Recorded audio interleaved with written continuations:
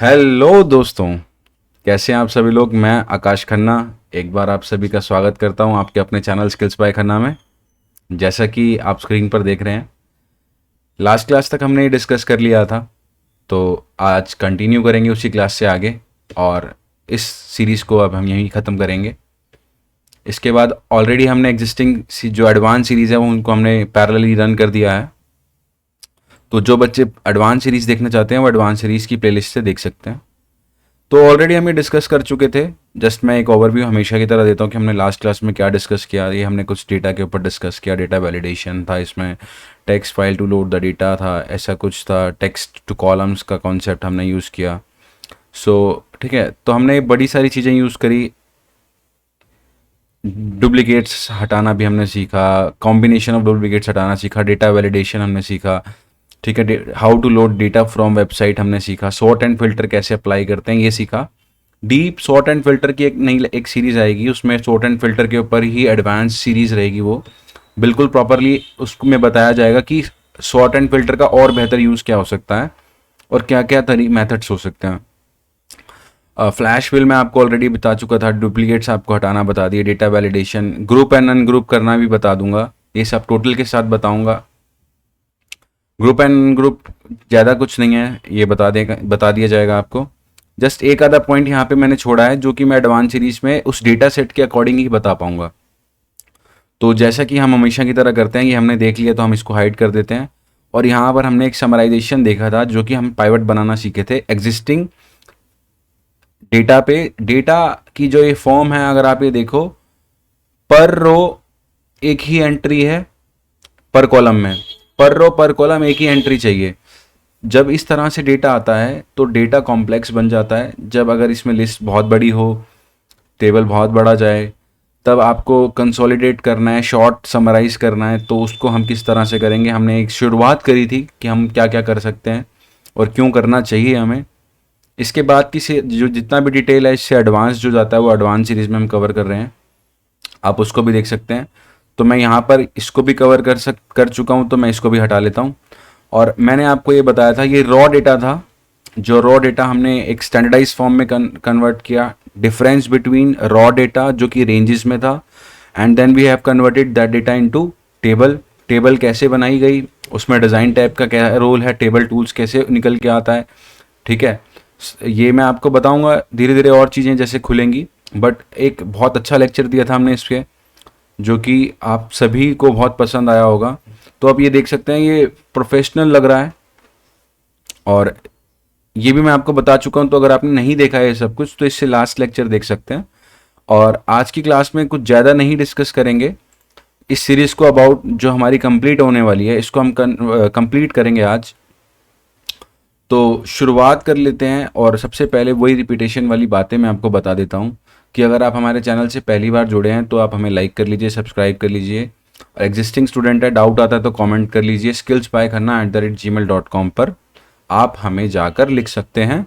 अगर वॉल्यूम तेज़ लग रही है तो कम कर लीजिए, अगर स्पीड तेज़ लग रही है तो स्पीड कंट्रोल कर लीजिए। बहुत कुछ आपको बताना है, तो बच्चे आइए शुरुआत करते हैं।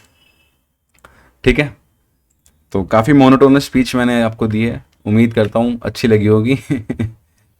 So let us start with this. So you can see कि मैं इसको बड़ा छोटा कर सकता हूँ यहाँ से, इस तरह से। तो how, there is a question, यहाँ पे क्वेश्चन है, यहाँ पे ईयर्स दे रखे हैं डेटा में। मैं इसको थोड़ा सा जूम कर लेता हूँ, आपको काफ़ी अच्छा बेहतर तरीके से दिखेगा। मैं इतना जूम करता हूँ कि आपको अच्छे से दिखे। सैंपल के तौर पे क्या रिजल्ट लाने वाले हैं मैंने ऑलरेडी यहाँ पे बता दिया है, बट स्टिल कैसे लेकर आएंगे ये रिजल्ट, ये जानना बहुत ज़रूरी है स्टेप वाइज मैनर में। यहाँ पे ईयर्स दे रखे हैं 2016 से 21 तक में, और यहाँ पे लिखा हुआ है कॉन्फ्रेंस अटेंडेंस। कॉन्फ्रेंस अटेंडेंस, कोई कॉन्फ्रेंस हुई, वो हर साल होती रहती है कॉन्फ्रेंस। अब उस कॉन्फ्रेंस का डेटा क्या निकल के आता है, उसमें अटेंडीज कितने थे ना, how many people have attended that conference, और वो कितने साल से कितने साल तक के बीच में कितने लोगों ने अटेंड करी। भाई ये डेटा है एक्चुअल में, क्योंकि एक्चुअली ये डेटा की फॉर्म में है, तो वी हैव टू रीड 2016 में 500, 2017 में 800, 2018 में इतने, 2019 में, तो 2020 में इतने, 2021 में इतने। इन दिस वे, ऐसा इस तरीके से क्या होता है कि आपका जो सिस्टम है, आपका ब्रेन जो है, वो सिस्टम इंफॉर्मेशन को एनालाइज नहीं कर सकता है, क्योंकि कंपैरिजन आप नहीं क्रिएट कर पाओगे। तो हम विजुअलाइजेशन में जाते हैं, डेटा के नेक्स्ट स्टेप में जाते हैं विजुअलाइजेशन में। मैं यहाँ पर जाऊँगा, इंसर्ट पे क्लिक करूँगा, I want to create a bar chart. तो मैंने आपको स्टार्ट कर दिया है चार्ट्स का बताना यहाँ से। तो चार्ट्स के लिए बेटा ये ऑप्शन है, जो हमने चार्टिंग की सीरीज आएगी उसमें प्रॉपरली हम डिस्कस करेंगे। बट कैसे इंसर्ट करते हैं, तो ये देखिए रिकमेंडेड चार्ट्स हैं, यहाँ पे कुछ ऑप्शंस आ रही हैं, ये चार्ट के ऑप्शंस हैं, ठीक है। ये पाइवट चार्ट है, ये भी बताया जाएगा आपको। और मुझे एक बार चार्ट क्रिएट करना है, और मुझे बार्स यहाँ दिख रहे हैं, इस पे लिखा हुआ है इंसर्ट कॉलम और बार चार्ट, इंसर्ट कॉलम और bar chart. And this is use to क्या लिखा हुआ है, use this chart to visually compare values, compare करने के लिए values across a few categories definitely. तो इसको हमने जब यहाँ करा और इसको हमने सिलेक्ट किया, तो बच्चे हमने ये पहला वाला ही ले लिया। तो क्या ये हमें सही है डेटा? मैंने इस डेटा को सिलेक्ट किया, मैंने इस पर क्लिक किया, मुझे ये डेटा चाहिए था।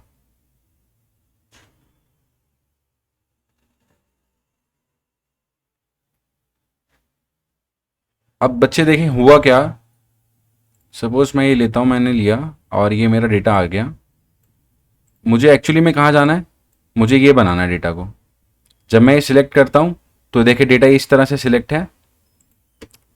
यही मैं आपको यहाँ पे पहली कंडीशन बताना चाह रहा था कि आपको जो डिफरेंशिएशन करनी है चार्टिंग में डेटा सिलेक्ट करते हुए, वो आपके लिए बहुत क्रिटिकल हो जाती है। आपको डेटा यहाँ से सिलेक्ट करना है, आपको कभी हेडर सिलेक्ट नहीं करने, ठीक है। हेडर्स आप बाद में भी डाल सकते हो, वो बाय डिफ़ॉल्ट ले लेता है। आपने चार्ट्स पे क्लिक किया, इस पे क्लिक किया, और इस दफ़े आप और देखेंगे यहाँ पे, और हमने सिलेक्ट डेटा किया और इस पर हमने इसको स्विच कर दिया। एक सेकेंड, ये डेटा मेरा थोड़ा सा कम वैसे आ रहा है 2016 से। ये मैंने किया, इंसर्ट पे क्लिक किया और मैंने 2D चार्ट क्रिएट किया, राइट। मेरे को स्विच रोज एंड कॉलम्स नहीं करने, मुझे सिलेक्ट डेटा नहीं करना, मुझे चार्ट टाइप चेंज करना चाहिए क्या, मुझे ये वाला लेना चाहिए, और ये वाला डेटा मेरा सही आ रहा है, ठीक है। तो एक्चुअली में क्या हुआ था ये आप बाद में जानेंगे, ठीक है। अभी के लिए इतना ही। ये एक्चुअली में मैंने यहाँ पे शॉर्ट कर रखा है, तो मैं दोबारा से बता देता हूँ, गलती हो गई है मुझसे, ये मैं मान लेता हूँ। इंसर्ट पे गया, मैंने यहाँ पे क्लिक किया, ये देखो, ये देखो, ये देखो, कुछ आप समझ से पढ़ रहे हो ये सब चीज़ें। ये लिखा है 2D column, 3D column, 2D बार, 3D बार।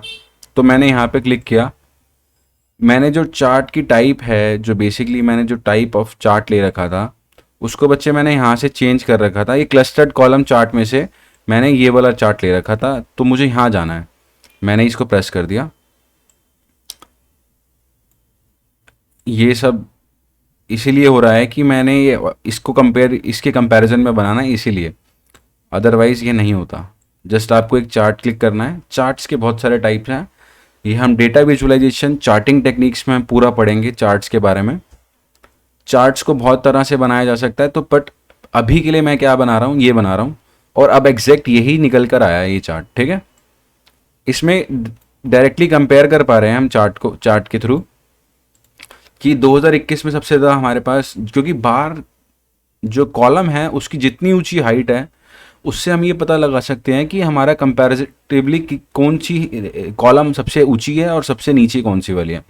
सो 2016, ऑब्वियसली 2016 में अगर आप देखेंगे तो सबसे कम लोग हमारे यहाँ पे अटेंड किए थे, और लेकिन 2021 में ये ग्राफ बढ़ता गया, तो 2021 में सबसे ज़्यादा 1200। अगर आप इस पे देखेंगे तो मैंने यहाँ पे वैल्यूज़ दिख रही हैं। अभी के लिए आप ये जानें कि चार्ट को इस तरह से करते हैं अरेंज, और अगर आपको पैरेलल ये चीज़ें दिखानी हैं तो आप इस तरह से दिखा सकते हैं। प्रीवियस चार्ट में भी कोई दिक्कत नहीं थी, बट उसमें क्या था, ईयर और जो नंबर से वो पैरेलल आ रहे थे, तो वो मुझे रीडेबिलिटी में सुटेबल नहीं लगता, तो मैं आपको ये वाला चार्ट बताना चाह रहा था इसमें। इसके अलावा आप क्या कर सकते हैं, जैसे ही आप चार्ट पे क्लिक करते हैं तो दो ऑप्शन आप हमेशा देखेंगे ऊपर, डिज़ाइन और फॉर्मेट। देखो चार्ट टाइप यहाँ लिखा है ना, सपोज करो मैं ये वाला करता हूँ तो ये कलरफुल हो जाएगा, ठीक है। तो आई थिंक ये मुझे काफ़ी अच्छा लग रहा है, सब्टल कलर्स में काफ़ी बेटर लग रहा है। मैं इसको यहाँ पे रखता हूँ और जैसे ही मैं इस पर दोबारा से क्लिक करता हूँ तो मैं देखता हूँ कि डिज़ाइन और फॉर्मेट टैब इसमें ऑन हो जाती है, ठीक है। अभी के लिए इतना ही, ये चार्ट हमने बना लिया और मैं यहाँ से कुछ थोड़ी स्पेस क्रिएट करके नेक्स्ट क्वेश्चन पे चलता हूँ। नेक्स्ट क्वेश्चन ये कहता है क्रिएट अ लाइन चार्ट। अब ये पता चला आपको बार चार्ट कैसे बनाते हैं। यहाँ पे मैंने डेटा सिलेक्ट किया, मैं अगर यहाँ पर भी हूँ मैं इंसर्ट करता हूँ, मुझे लाइन चार्ट बनाना है, मैं यहाँ पे क्लिक करता हूँ, मुझे इस पे जाना होगा, मैं यहाँ गया, ये मेरा लाइन चार्ट बन के आ गया, देखो सिंपल, ठीक है ना बच्चे। एक्चुअली में ये चार्ट अगर आपको दिखा तो आपको ये समझ में आ रहा होगा कि 2016 के बाद से 2021 आते आते आते चार्ट हमारी ग्रोथ हुई है। फिर 2018 से 19 में जो है कैंडिडेट्स कम हुए, उसके बाद इस वाले पॉइंट से लेके इंक्रीज होता गया graph. So it's a better form of analysing the data and this technique is called data visualisation, जहाँ पे हम चार्ट्स की मदद से डेटा को एनालाइज करते हैं। और मैंने आपको ये बताया कि हमें एक कॉलम और लाइन चार्ट बनाने के लिए कैसे बनाना होगा। पूरी सीरीज आएगी उसमें आप और डीपली सीखेंगे, बट चार्ट्स को इंसर्ट कैसे करते हैं ये पता चला, how to insert a chart, how to change the chart type. मैं इसको यहाँ पर लेता हूँ, दोबारा डिज़ाइन पे जाता हूँ, चार्ट टाइप पे गया तो I can see only a line chart now. लेकिन जब मैं और देखता हूँ, यहाँ पे गया, यहाँ पे गया, तो अलग 3D लाइन चार्ट भी बना सकता हूँ इसी का। ये देखो 3D लाइन चार्ट, ये मुझे इतना बेटर नहीं लग रहा है, बट मुझे 2D लाइन चार्ट बनाना था। और इस दफ़े मैं ये चाह रहा हूँ कि मैं आपको एक चीज़ और बता दूँ। देखो मैं यहाँ पे क्लिक कर, ये चार्ट पे क्लिक किया तो ये आया, इस पे क्लिक कर सकता हूँ सिंगल पे, ठीक है। हाँ मैं इस पे भी क्लिक कर सकता हूँ, मैं इस पे भी क्लिक कर सकता हूँ, ग्रिड लाइंस बोलते हैं इसको, मैं इस पे भी क्लिक कर सकता हूँ, मैं इस पे भी क्लिक कर सकता हूँ। और जब भी मेरा एक चार्ट क्रिएट होता है तो मेरा ये जो है चार्ट एलिमेंट्स का ऑप्शन आता है, चार्ट स्टाइल्स का ऑप्शन आता है और चार्ट फिल्टर्स का ऑप्शन आता है। ये भी बेसिक बात अभी जान लीजिए आप इस सीरीज में। और इसी के साथ हमने ये जो है ये चार्ट्स को बनाना सीखा कि हम किस तरह से एक डेटा के चार्ट्स को इंसर्ट करते हैं, और डेटा किसी भी तरह का हो सकता है, ठीक है। अब एक और नया डेटा है। अब डेटा ये कहता है कि भाई अलग अलग सेल्स पर्सन है, एनी, मार्क, मारिया, लॉरा, इन्होंने कुछ प्रोडक्ट बेचे और उससे पैसा लेके आए। और इन्होंने जब वो प्रोडक्ट बेचे तो किस किस तारीख पे बेचे ये लिख कर आ गई यहाँ पे। लेकिन लेकिन लेकिन इसमें अब दो तरीके हैं। या तो मैं इसको समराइज, देखो अगर मैं इसको ऐसे सिलेक्ट करता हूँ, इंसर्ट पे जाता हूँ, मैं कॉलम चार्ट ले लेता हूँ सपोज करो, तो आई सी एनी हेयर और mark here. So this is not a right way to see, right way to build a chart. ये एक सही तरीका नहीं है, मैं इसको डिलीट करता हूँ। चार्ट्स बनाने का सही तरीका ये कहता है कि डाटा अपनी सिर्फ ओरिजिनल फॉर्म में ना होकर अपनी समराइज फॉर्म में हो, ठीक है। चार्ट बनाने की पहली कंडीशन क्या होती है कि डाटा अपनी समराइज फॉर्म में हो। तो इसीलिए हमें पिवट, मैंने आपको बताया था कि आप इंसर्ट पाइवट कर दें, आप एग्जिस्टिंग शीट पे आएँ, यहाँ पे आपको आप यहाँ पर आएँ और कहता है create a pivot and summarise data against product versus amount. I click on the product कहाँ जाता है बेटा, रोज में। Most of the text values अब तो आप रोज में ही लेते हैं, ठीक है। आप टेक्स्ट वैल्यूज को कहाँ लेते हैं, रोज में या कॉलम्स में। और जो जो एडिटिव नेचर की वैल्यू है, मल्टीप्लाइंग नेचर की वैल्यू है या समेशन है, वो वैल्यू जैसे कि अमाउंट, पैसा आप कहाँ लेंगे, वैल्यूज में लेंगे। तो जैसे क्लिक करोगे सिस्टम बाय डिफॉल्ट उसको उसके सिलेक्शन में ले लेता है। अब मैं इसमें नेक्स्ट बात करता हूँ आपसे कि बच्चे इस पर चार्ट बनाना है। इस पे चार्ट बनाने के लिए आपको यहाँ पर क्या करना होगा, पहले एडिट करना होगा। आपको यहाँ पे लिखना होगा प्रोडक्ट। दो तरीके थे, या तो इस डेटा को सिलेक्ट करो, इंसर्ट पे जाओ, फिर चार्ट बनाओ। चार्ट बनाओगे तो ऐसे बन के आएगा, ठीक है। और इसको फील्ड लिस्ट को हटाना है तो आप यहाँ पे क्लिक करो, एनालाइज पे जाओ, फील्ड लिस्ट पे क्लिक करो, डिसेलेक्ट कर दो उसको, तो ये निकल के आया एक चार्ट। हाँ, ये मैंने बना दिया यहाँ से। ठीक है। इस वाले चार्ट में अगर आप देखो तो आप देख सकते हो कि जितना भी समय था, जोन सी भी डेट्स थी, अब वो सारी टोटल हो चुकी हैं बाय डिफ़ॉल्ट सिस्टम में, जैसे जा गई हैं वो। पाइवट बना है product versus product against amount, ये भी पढ़ सकते हैं, प्रोडक्ट वर्सेस अमाउंट भी पढ़ सकते हैं। अगर कोई आपसे कहे कि सबसे ज़्यादा सेल किसकी हुई, तो आपको ये समझ में आएगा सोडे की सेल सबसे ज़्यादा हुई है ये, या बियर की। अब आप यहाँ पे थोड़ा सा कंफ्यूज हैं, तो यहाँ पे भी बताया जाएगा कि इस कंफ्यूजन को कैसे दूर करें। बट सबसे कम किसकी हुई है ये तो देखकर बताया जा सकता है कि वाइन की जो सेल हुई है सबसे कम सेल हुई है। यहाँ पे अगर आप आते हो हवर कर, देखो यहाँ पे आए हवर किया। हवर का मतलब ये है कि आपको अपने माउस के बटन को उस पर जाकर रख देना है। उस पर किस पर, जो कोई भी चीज़ है, सपोज ये बार है, इस पर मैंने क्लिक रखा है सिर्फ, तो ये बता रहा है series total point beer value 2150। इसमें कोई दिक्कत नहीं, दिक्कत। और मैं आपको ऑलरेडी बता चुका हूँ कि हम एडवांस सीरीज स्टार्ट कर चुके हैं, तो वहाँ पे पाइवट पूरा पूरा लेक्चर है, तो आपको समझ में आ जाएगा और क्या क्या कर सकते हैं पाइवट से। इस बात में भी कोई इशू नहीं होगा, ठीक है। तो ये था। अब मैं चाहता हूँ कि मैं इस पर क्लिक करके इसका कलर चेंज कर दूँ। मैं इसकी फिल जो है बच्चे पर्पल कर दूँ, मैंने कर दी। I will discuss deeply charts in a separate series. Data जो चार्टिंग सीरीज होगी उसमें 1 बाय 1 हर चीज़ को लेकर करूँगा। बट शुरुआत से जो बेस है वो पता तो चल जाए कि कैसे डेटा पे चार्ट बनाया जाता है, ठीक है। तो एक तो रहा, हमने ये किया, हमने प्रोडक्ट वर्सेस अमाउंट देखा, जिसमें हमने ये पाया कि बियर जो है सबसे ज़्यादा बिकी होगी और उसका सबसे ज़्यादा सेल है यहाँ पे, सबसे कम वाइन का और मीडियम में सोडे का है। इसमें कोई दिक्कत नहीं है। अब मैं चाहता हूं कि मैं सेल्स वर्सेस अमाउंट को समराइज कर दूं। MAOUNT अमाउंट समराइज करूं, ठीक है। तो अगेन मेरा वही स्टेप कहता है कि मुझे यहां क्लिक करना है, मुझे इंसर्ट पे जाना है, पाइवट पे क्लिक करना है, मुझे एग्जिस्टिंग लोकेशन लेनी है, उसके नीचे लाना है, और मैंने सिलेक्ट कर दिया I need sales person against the total. मुझे यहाँ लिखना है, रो लेबल्स को चेंज करके लिखना है सेल्स पर्सन, ठीक है। और ये मैंने गलत की प्रेस करी। अब ये मैंने गलत की प्रेस करी, मैंने डिलीट दबा दिया था, तो ये नंबर डिलीट नहीं हो सकता क्योंकि ये यहाँ से फेच हो रहा है सम, ठीक है। और मैं हमेशा से कहता हूँ पाइवट्स आप किसी पे भी यूज़ करें, जो भी आपकी कॉलम जो होगी एडिटिव या जिस पे कैलकुलेशन परफॉर्म की जा सकती है, उसकी टोटलिटी कभी भी बदली नहीं जाएगी। जैसे कि अमाउंट यहाँ पर भी उतना ही है और यहाँ पर भी उतना ही है। मैं यहाँ क्लिक करता हूँ फील्ड लिस्ट। एक तो मैंने आपको बताया ये वाला तरीका इंसर्ट चार्ट करने का, लेकिन एक तरीका ये है कि आप इस पर ही क्लिक करें, यहाँ पर जाएं एनालाइज पे। एनालाइज पे जाने के बाद यहाँ सब कुछ मैं आपको बताऊंगा बाद में नेक्स्ट सीरीज में जो ऑलरेडी चल रही है।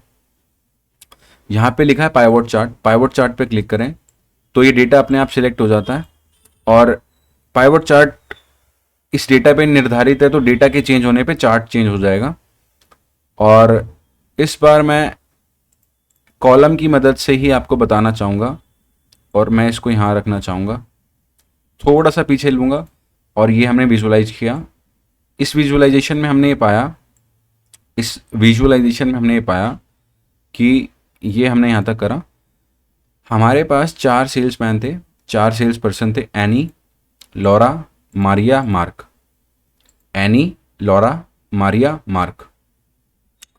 तो अगर आप इसको थोड़ा सा देखें, मैंने आपको कहा था यहाँ पे हमेशा कुछ चीज़ें आती हैं जैसे कि चार्ट एलिमेंट्स, ठीक है, चार्ट स्टाइल, तो ये भी आता है। मैं बेसिकली जो इफेक्ट होता है चार्ट सबसे पहले क्रिएट होके आता है वो ये स्थिति में आएगा। और यहाँ पे कुछ लिखा रहा है सम ऑफ अमाउंट, यहाँ पे टोटल लिखा आ रहा है, और यहाँ पे सेल्स पर्सन लिखा आ रहा है, और ये फिल्टर लगा आ रहा है, ठीक है। इसको बोलते हैं फिल्टर। इसको क्या बोलते हैं बच्चे? फिल्टर।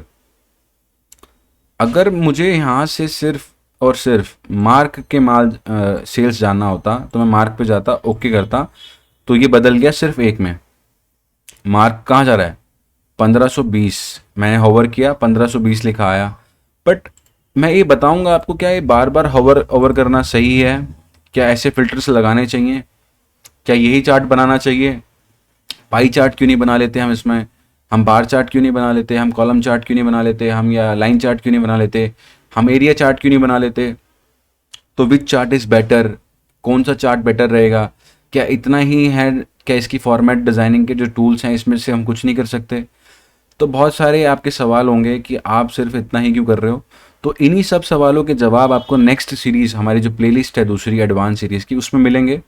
चार्ट्स के रिलेटेड आपको मिलेंगी वीडियोस। पर आज जो एक जिसको कहते हैं कि अब आपको यहाँ से आगे बढ़ना है चार्ट्स में, तो ये आपने सीखा। और this is how it looks like. यार बहुत ब्यूटीफुल है विजुअलाइजेशन, बहुत अच्छी स्टडी है विजुअलाइजेशन, डेटा विजुअलाइजेशन। डेटा को आप नंबर की फॉर्म में, तो यहाँ पर आप कंपैरिजन कितना इजीली क्रिएट कर सकते हैं, सबसे छोटा ये, सबसे बड़ा ये। हमारा ब्रेन बना ही इस तरह से है कि हम विजुअली चीज़ों को बहुत अच्छे से एनालाइज कर सकते हैं। अगर आपको लगता है कि मैं बहुत तेज बोल रहा हूँ तो आप वीडियो को स्लो कर सकते हैं। मुझे सबको लेकर चलना है और लिमिटेड टाइम में मुझे ज़्यादा आपको चीज़ों, कॉन्सेप्ट्स को बताना है। तो मैं काफ़ी पेस में आगे रहता हूँ, शायद इसीलिए मैं एनर्जेटिक रहता हूँ कि मुझे बहुत लोगों को पढ़ाना है और मुझे पढ़ाना बहुत अच्छा लगता है। इम्प्रूव कर रहा हूँ मैं स्किल्स पर, क्योंकि ऑनलाइन पढ़ाना और ऑफलाइन पढ़ाने में ज़मीन आसमान का फ़र्क है। आप नहीं दिख रहे हैं मुझे, बट मैं एनालाइज कर रहा हूँ कि आप मेरे सामने बैठे हैं। पर मैं कितनी भी कोशिश कर लूँ, मैं सब बच्चों का नेचर जानता हूँ, अलग अलग होता है। सबको मैं पसंद नहीं आऊँगा, लेकिन हाँ, कॉन्सेप्ट ज़रूर पसंद आएगा। ठीक है, तो ये तो रही जी। यहाँ पे 4 सवाल थे। जैसा कि मैं कहता हूँ, अगर आप नए स्टूडेंट्स हैं हमारे, या आप पहली बार हमारे चैनल पे विज़िट कर रहे हैं, तो चैनल को सब्सक्राइब कर लें। एग्जिस्टिंग स्टूडेंट हैं तो लाइक कमेंट करना ना भूलें, शेयर तो बिल्कुल ही करना ना भूलें। ठीक है, तो इसमें इस वाले टैब में जो हमारे पास जितना भी इंफॉर्मेशन था, हमने उसके बखूबी हमने चार्ट सीखे। देखो, अब आप कहोगे सर ये लिख कर आ रहा था इसमें, तो मैं आपको बता देता हूँ। यहाँ पे गया मैं, इस पर क्लिक किया मैंने, तो 2 चीज़ें हैं। डेटा लेबल्स पे मैंने क्लिक किया और यहाँ पे किया, और मैंने इनसाइड कर दिया तो इनसाइड में निकल के आ गया। ठीक है, इनसाइड एंड किया तो ऊपर आ गया। मैं अभी ये बताता हूँ, ये मेरा निकल के आ गया। और इसके पीछे मैंने क्लिक किया और इसको यहाँ से डिलीट कर दिया, तो ये भी बहुत अच्छे से निकल के आ गया। इसी पे मैंने क्लिक किया, और इस दफ़े मुझे क्या जानना है, मुझे डेटा टेबल भी चाहिए, तो मैंने डेटा टेबल लिख दिया। मुझे नहीं चाहिए डेटा, मेरे पास जगह कम है इसीलिए अभी के लिए। और मैंने इसको अलाइन करने के लिए यहाँ पे क्लिक करके इसको उतना स्ट्रेच किया, और मैंने सबको एक साथ लाइन के नीचे लगा दिया। और आप इसको ऐसे भी कर सकते हैं। ठीक है, ये मैं बताऊंगा कलेक्टिवली कैसे होता है, अलग अलग कैसे होता है। ठीक है, तो आप सब कुछ भूल जाएं, सिर्फ इन्हीं को, विजुअलाइजेशन को देखें, तो आपको बहुत अच्छे से समझ में आएगा कि इसके पीछे डेटा क्या होगा। इसी के साथ हम नेक्स्ट टैब पे चलते हैं, रिव्यू पे। रिव्यू टैब जो है बेसिकली आपका, मैं ज़्यादा समय ना लेते हुए इन सब चीज़ों पे यही बताऊंगा। जब आपके डेटा में बहुत कुछ लिखा होगा, आपके पास an number of data text की फॉर्म में होगा, उसमें स्पेलिंग एरर्स होंगे, तो आपको पता होगा स्पेलिंग प्रूफिंग एक टेक्निक होती है, अपनी शीट पे लिखे हुए डेटा को चेक करना। आप स्पेलिंग पे जाएंगे तो वन बाय वन आप स्पेलिंग्स को चेंज कर सकते हैं। इसी में डिक्शनरी है। वर्कबुक स्टैटिस्टिक्स में अगर मैं करूँगा तो पूरी वर्कबुक, जो पूरी ये वर्कबुक है, इसके अंदर क्या क्या है ये सब इन्फॉर्मेशन आ जाती है। जैसे करंट शीट क्या है, एंड ऑफ शीट क्या है, X23 end of sheet, cells with data 37, tables कितने हैं, 2, 1 और 2। ठीक है, ये करंट शीट के ऊपर बात कर रहा है, जो सिस्टम पे सिर्फ सामने स्क्रीन पे दिख रही है। कितने फॉर्मूला लगे हुए हैं, 8। इमेज कितनी है, 3, 1 2 3 इमेज है। ऑब्जेक्ट कितने हैं, 2। ठीक है, और अगर टोटलिटी की बात करूं तो इस वर्कबुक के अंदर 30 शीट्स हैं। सेल्स विद डेटा आपको निकल के आ रहा है 3,94,000। कितना लिख के आ रहा है, 1 10 100,000, 40,000 सेल्स भरे हुए हैं। टेबल 36 टेबल हैं इसके अंदर। पाइवट टेबल कितनी है, 9। फॉर्मूलाज कितना है, इतने फॉर्मूलाज हैं देखो, 6,653। कितने चार्ट बना चुके हैं, 9। एक्सटर्नल कनेक्शन 7 है।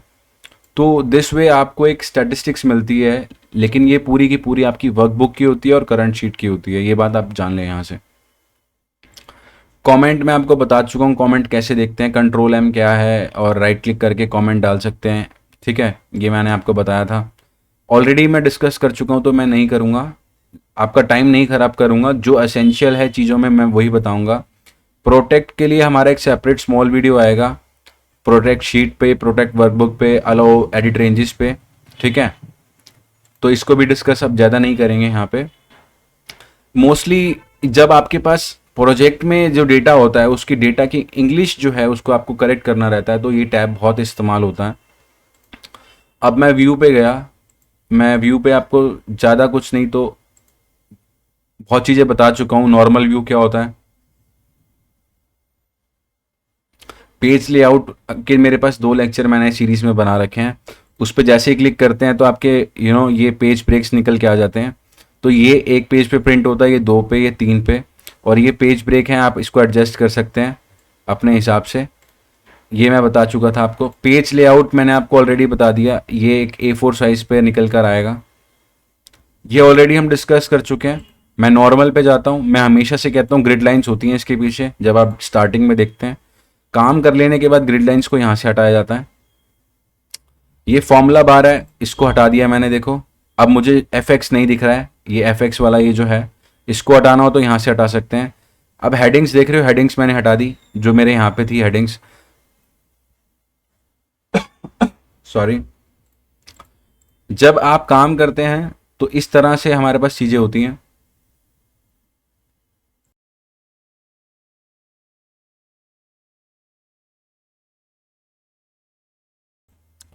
और जब आप काम कर लेते हैं कंप्लीट तो आपको ग्रिड लाइंस, हेडिंग्स, जो ABCD जो लिख कर आता है ये हटाना है और फॉर्मूला बार हटा देना है। तो इससे एक आपको प्रोफेशनल व्यू मिलता है। प्रोफेशनल व्यू में आपको एक्स्ट्रा स्पेस मिलता है, चीज़ें बेहतर नज़र आती हैं एक ही स्क्रीन पे। और जब आप काम करेंगे तो इसको ऑन कर लीजिए। ठीक है, आप इस सेल पर क्लिक करें, और इस जूम का बताता हूँ मैं, 2 तरीके हैं। जूम पे क्लिक किया तो ये निकल के आएगा, ऑलरेडी डिस्कस्ड है फिर भी बता रहा हूँ। ठीक है, और मैं जूम 100% यहाँ पर हूँ, मैं इस पर क्लिक करूँगा तो जूम 100% हो जाएगा बाय डिफ़ॉल्ट। ठीक है, एक जूम यहाँ से भी चेंज किया जा सकता है। मैं 75 पे आया, मेरे को 100% का जूम रखना है, मैं सिर्फ इस पर क्लिक करूँगा और ये 100 हो जाएगा। ठीक है, अब ये मैंने सिलेक्ट करा हुआ है, मुझे इस सिलेक्शन पे जूम करना है, तो मैंने यहाँ पे किया जूम टू सिलेक्शन। देखो बच्चे बच्चे क्या हुआ कि जो भी मैंने सेल सिलेक्ट किया था उसका मैक्सिमम जूम जो हो सकता था इसने वो कर दिया। और जब मैं ये कर लेता हूँ, मैं देख लेता हूँ एक्चुअल में उसमें क्या लिखा है। अगर मुझे इतना हाईली जूम करना है मैक्सिमम तो, और देखने के बाद मैं 100 पे प्रेस करता हूँ, वो बाकी उसी जूम पर आ जाता है। और जूम पे क्लिक करूँगा तो एक नया पॉप आउट आएगा, और उस पर 75 पे क्लिक करूँगा तो एक 75 का व्यू नज़र आएगा, 75% जूम का। ये रही बात, समझ में आई। विंडोज़ पे कैसे काम करते हैं, split Windows, new Windows, arrange all, इस पे भी एक शॉर्ट सीरीज़ में कवर करेंगे, इसमें नहीं कवर करेंगे। किस तरह से विंडोज़ में स्विच किया जाता है 2 टैब्स के बीच, 2 वर्कबुक के बीच में, ये हम आगे डिस्कस करेंगे। और इसमें जो इम्पॉर्टेंट है वो है फ्री स्पेन। सपोज करो मैं यहाँ पर हूँ, मुझे ऊपर वाला सेक्शन भी रखना है और इधर वाला सेक्शन भी रखना है। देखो इस पर मैंने क्लिक किया, 3 चीज़ें आती हैं। पहले तो जान लेते हैं फ्री स्पेन्स क्या है।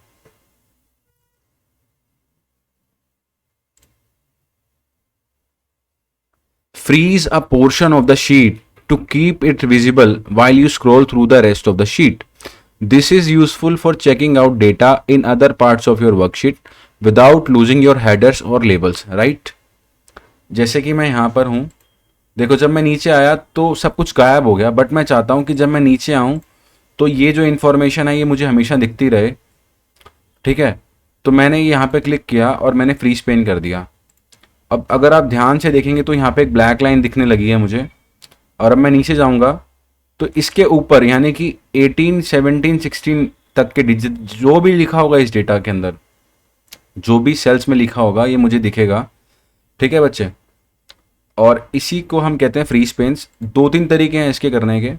देखो पहला फ्रीज टॉप रोज फ्रीज हो गई, यानी कि पहली रो जो थी वो फ्रीज हो गई। अब मैं जितना भी नीचे स्क्रॉल करूँगा लेकिन मैं अपनी पहली रो हमेशा ऊपर देख सकता हूँ। फ्रीज फर्स्ट कॉलम, यानी कि जो ए है, ए कॉलम मेरा फर्स्ट है। अब मैं यहाँ आ गया, देखो अब मैं आगे आगे बढ़ता रहूँगा, लेकिन ये मुझे कॉलम दिखता रहेगा। पर सवाल ये होता है जब आप काम करते हो प्रैक्टिकली, आप ना फर्स्ट रो करना चाहते हो ना फर्स्ट कॉलम करना चाहते हो, आप ना यहाँ से इधर का डेटा और यहाँ से इधर का डेटा करना चाहते हो। तो आप जितना भी डेटा करना चाहते हो, सपोज इससे ऊपर का और इससे इधर का, आप ये उस वाले सेल पर आ जाओ, इससे ऊपर का और इसके इधर लेफ्ट का, यानी कि जिस भी सेल पे हो इससे ऊपर का और इससे लेफ्ट का, आप यहाँ पे आओ और अनफ्रीज करके फ्रीज कर दो दोबारा। तो दोबारा से आप देख रहे हो इस टाइप प्लस लाइन आई, अगर मैं इधर जाऊंगा तो ये पूरा डेटा देख सकता हूँ, ठीक है। और अगर मैं नीचे जाऊंगा, अगर मैं नीचे जाऊंगा तो ऊपर का डेटा देख सकता हूँ, ठीक है। तो दिस वे हम इसको यूटिलाइज करते हैं और हम आगे प्रैक्टिकली इसको और करेंगे। कॉन्सेप्चुअली मैंने आपको डिस्कस कर दिया आपके साथ। अगर मैं हाइड पे क्लिक करता हूँ तो जितनी भी मेरी शीट्स थी ये सारी की सारी हाइड हो जाती है यहाँ पे। मैं इसको अनहाइड पे क्लिक करता हूँ, ओके करता हूँ तो अनहाइड हो जाती है।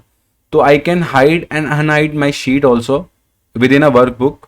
ये भी मैंने आपको बता दिया। और इसी के साथ आप सभी खूबसूरत लोगों को मैं ये बताना चाहूँगा, आप लोगों ने मेरे साथ बहुत अच्छा समय बिताया है इस सीरीज़ में। ये लगभग 25-26 लेक्चर का हमने सीरीज़ बनाया, जिसको आपने बखूबी होम से लेके ईच एंड इंडिविजुअल ऑप्शन को सीखा। मैक्सिमम जो हम बता सकते थे एक सीरीज़ के अंदर, स्टार्टिंग सीरीज़ में हमने उसको बताया। और हेल्प में मैं आपको बता देता हूँ, ये सब लिख के आता है। आपको हेल्प लेने की ज़रूरत है तो यहाँ जाएं, यूट्यूब चैनल का लिंक है ये मेरे, और इसमें जितने भी लेक्चर्स हैं ये सीख लीजिएगा। वीडियो को 2 बार देख लीजिएगा, आपको कोई किताब कोई लेक्चर किसी और का देखने की ज़रूरत ही नहीं पड़ेगी, इतना मैं कॉन्फिडेंटली बोल सकता हूँ। तो इसी के साथ मैं आप सभी खूबसूरत लोगों से यही कहना चाहता हूँ कि आप सभी ने मेरा बहुत साथ दिया, इस सीरीज़ को बखूबी देखा।